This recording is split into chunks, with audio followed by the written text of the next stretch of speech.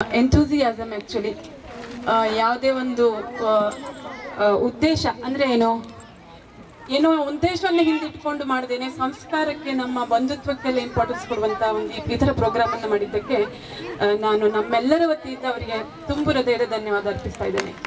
Especially 3 ಪ್ರಮುಖ ಕಾರಣಗಳು ಅಂತ ನಂಗೆ ಅನಿಸುತ್ತೆ. ಒಂದನೇದಾಗಿ ಇವರು ಮೇಲ್ನೋಟಿಗೆ ಕಾಣಿಸುವಂಥದ್ದು ಏನಂತಂದರೆ ಇವರು ಪ್ರತಿಭೆಗಳಿಗೆ ಒಂದು ಸ್ಟೇಜನ್ನು ಒದಗಿಸ್ತಾ ಇದ್ದಾರೆ ಅಂತ. ಅದಕ್ಕಿಂತ ಸ್ವಲ್ಪ ಡೀಪ್ ಆಗಿ ನೋಡಿದರೆ ಈಗ ಹೇಗೆ ನಮ್ಮ ಲೈಫ್ ಏನಿದೆ ಅಲ್ಲ ಯೂಶ್ವಲಿ ನಮ್ಮ ಫ್ಯಾಮಿಲಿಗೆ ಮತ್ತು ನಮ್ಮ ಜಾಬಿಗೆ ಸೀಮಿತ ಆಗಿಬಿಟ್ಟಿದೆ. ಅದರ ಬಿಟ್ಟು ಅಕ್ಕಪಕ್ಕದವ್ರ ಜೊತೆಗೆ ಬಂಧುತ್ವವನ್ನು ಬೆಳೆಸ್ಕೊಳ್ಳೋದು ಸ್ವಲ್ಪ ಕಡಿಮೆ ಆಗಿರ್ತದೆ.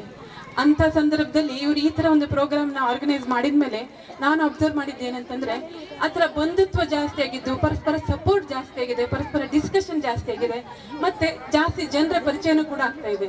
ಇದು ತುಂಬ ಒಳ್ಳೆಯ ಬೆಳವಣಿಗೆ ಅಂತ ನಂಗೆ ಅನ್ನಿಸ್ತು ಆ್ಯಕ್ಚುಲಿ. ಇದಕ್ಕೆ ನಾನು ಧನ್ಯವಾದ ಅರ್ಪಿಸ್ತಾ ಇದ್ದೇನೆ. ಇದಕ್ಕಿಂತ ಇನ್ನೊಂದು ಕಾರಣ ಏನಂತಂದರೆ ಈಗ ಇಲ್ಲಿ ಒಂದು ಅರ್ಧದಷ್ಟು ಮಹಿಳೆಯರಿಗೆ ಯಾರು ಭಾಗವಹಿಸಿದಾರಲ್ಲ ಅವರಿಗೆ ಅರ್ಧದಷ್ಟು ಮಹಿಳೆಯರಿಗೆ ಇಂಟರ್ನೆಟ್ ನಾಲೆಜ್ ಇರಲಿಲ್ಲ ಅಂತ ಅನಿಸುತ್ತೆ. ಈ ಕಾರಣದಿಂದಾಗಿ ಅವ್ರು ಕಲ್ತ್ಕೊಂಡ್ರು.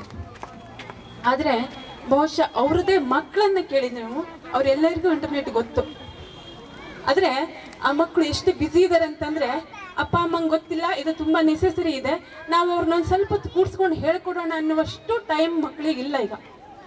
ಅಂಥ ಸಂದರ್ಭದಲ್ಲಿ ಮಕ್ಕಳಿಗಿಂತ ಜಾಸ್ತಿಯಾಗಿ ಇಂಕ್ ಟಾಕ್ನವರು ಕೆಲಸ ಮಾಡಿದ್ದಾರೆ. ಅದು ನನಗೆ ಬಹಳ ಟಚ್ ಅಂತ ಅನಿಸಿದೆ. ಅದಕ್ಕೆ ನಾನು ಧನ್ಯವಾದ ಅರ್ಪಿಸ್ತಾ ಇದ್ದೇನೆ. ಸೊ ಈ ಎಲ್ಲ ಕಾರಣಗಳಿಂದ ಇಂಕ್ ಟಾಕ್ನವರಿಗೆ ಅಕ್ಷಯ ಕಾಲನಿ ವತಿಯಿಂದ ತುಂಬ ಹೃದಯದ ಧನ್ಯವಾದಗಳು. ನೀವು ತುಂಬ ಖರ್ಚು ಮಾಡಿ ನಮಗೆಲ್ಲ ಮಾಡಿದ್ದೀರಿ. ನಾವು ಜಸ್ಟ್ ಥ್ಯಾಂಕ್ಸ್ ಅಂತ ಹೇಳ್ತಾ ಇದ್ದೀವಿ.